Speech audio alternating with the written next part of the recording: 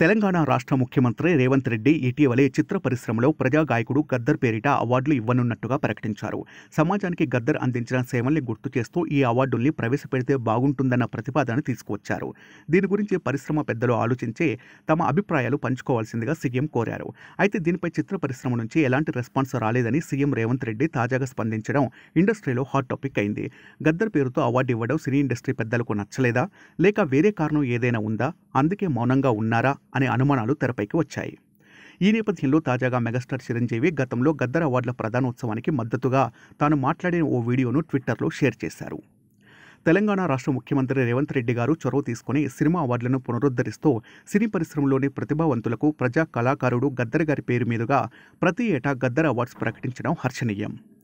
తెలంగాణ ప్రభుత్వం ప్రతిపాదించిన తర్వాత తెలుగు పరిశ్రమ తరపున ఫిల్మ్ ఛాంబర్, ప్రొడ్యూసర్ కౌన్సిల్ ఈ ప్రతిపాదనను ప్రతిష్టాత్మకంగా ముందుకు తీసుకువెళ్లేలా బాధ్యత తీసుకోవాల్సిందిగా కోరుతున్నాను అని రాసుకొచ్చారు.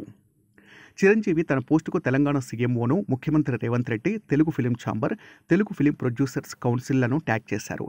దీంతో చిరంజీవి నుంచి అవార్డు పట్ల గ్రీన్ సిగ్నల్ వచ్చినట్లయింది.